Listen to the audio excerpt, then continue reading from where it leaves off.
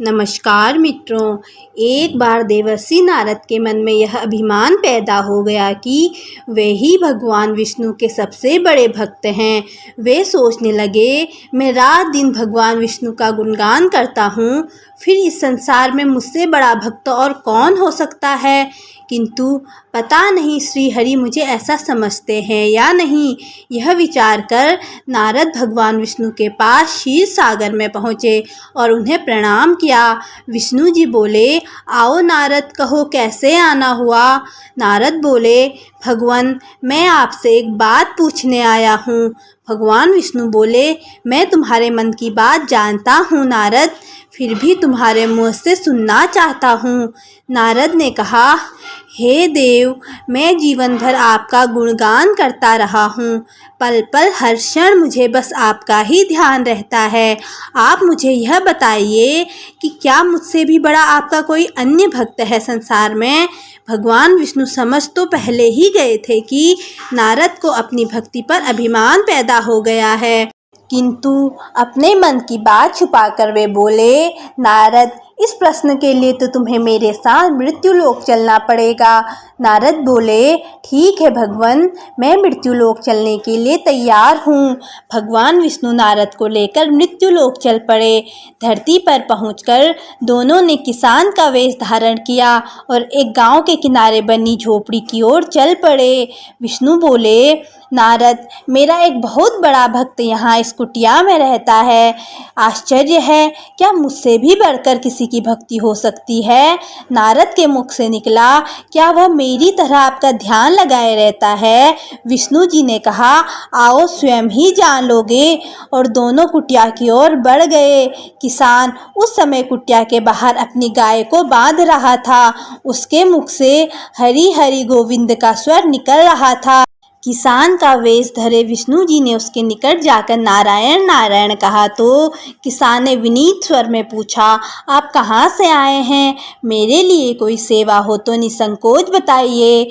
विष्णु जी ने कहा, हम नगर जा रहे हैं, पर अंधेरा गिरने लगा है। वन में जंगली पशुओं का डर है, इसलिए रात भर आश्रय चाहते हैं।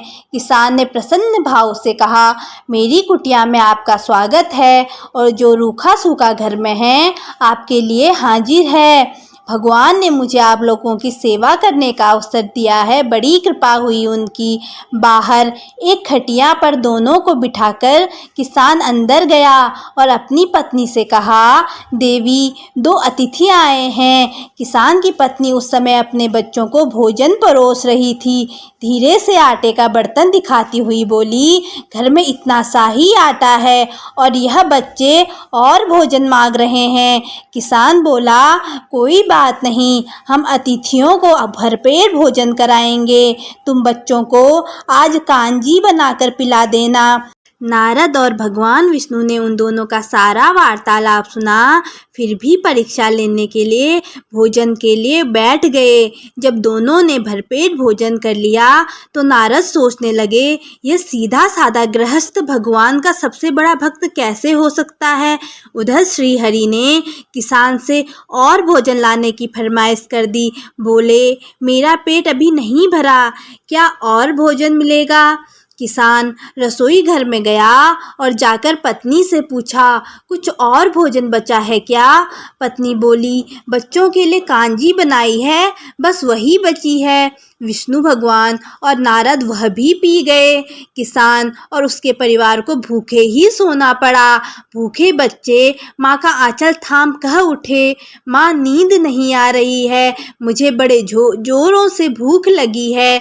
पिताजी ने उन अतिथियों को कांजी भी क्यों पिला दी। किसान ने बच्चे के सर पर हाथ फेरते हुए कहा, अतिथि को भोजन कराना स्वयं विष्णु भगवान को भोग लगाने के समान है बेटा। बाहर दोनों अतिथि अलग अलग बिस्तरों पर लेटे हुए थे। भगवान विष्णु ने कहा, तुमने सुना नारद, किसान और उसके परिवार को भोजन नहीं मिला, फिर भी वह मेरे गुण गा रहे हैं। नारद बोले, यह तो कुछ भी नहीं है, मैंने तो कई दिनों भूखे रहकर आपका स्मरण किया है। अगले दिन सुबह उन्होंने देखा किसान भगवान विष्णु की मूर्ति के सामने कह रहा था, गोविंद हरि हरि, तुम सदा मेरे मन में बसे रहो, बस मुझे और कुछ नहीं चाहिए। फिर दोनों अतिथियों से बोला, हरि की बड़ी कृपा है, वही जग का रखवाला है। प्रभु की दया से रात को कोई कष्ट तो नहीं हुआ। जब तक आपका जी चाहे तब तक आप दोनों यहाँ रहें, मैं खेत पर जा रहा हूँ।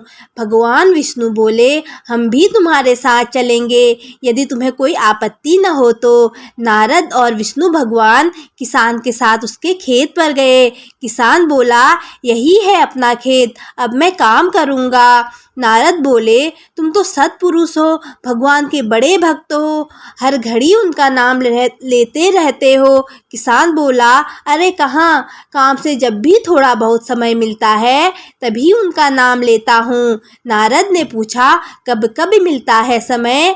किसान बोला, सुबह उठता हूँ तब और रात को सोता हूँ तब। दोनों जब किसान से विदा लेकर चले तो नारद ने व्यंग्यात्मक स्वर में कहा, आपने सुना भगवान, वह सुबह शाम 2 बार ही आपका स्मरण करता है, जबकि मैं हर समय आपका ध्यान करता हूँ, फिर भी आप उसे महान भक्त बताते हैं। नारद की बात सुनकर श्री हरि चुप रहे, किंतु मन ही मन उन्होंने कहा, कारण भी जान जाओगे नारद। विष्णु जी ने एक कलश को तेल से लबालब भरकर नारद को दे दिया और बोले, नारद, इसे अपने सर पर रखकर बिना हाथ लगाए सामने वाली पहाड़ी तक ले चलो। ध्यान रहे इस कलश में रखे तेल की एक बूंद भी जमीन पर गिरने न पाए।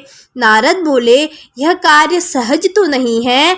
यह कहकर नारद ने कलश को सिर पर रख लिया और पहाड़ी की ओर चल दिए। नारद पहाड़ी तक गए और लौट आए। विष्णु जी बोले, लौट आए नारद, ठीक है, अब यह बताओ कि इतनी दूर जाने और आने में तुमने कितनी बार मेरा स्मरण किया है? नारद बोले, एक बार भी नहीं भगवान, करता भी कैसे, मेरा सारा ध्यान तो तेल और कलश की तरफ लगा हुआ था।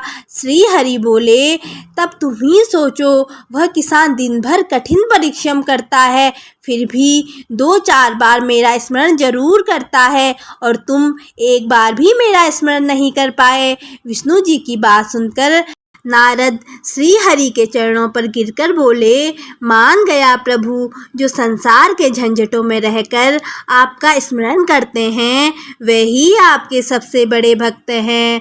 जय श्री राधे कृष्णा। दोस्तों, कथा कैसी लगी? अगर अच्छी लगी तो चैनल को लाइक, शेयर और सब्सक्राइब कर दीजिए। धन्यवाद।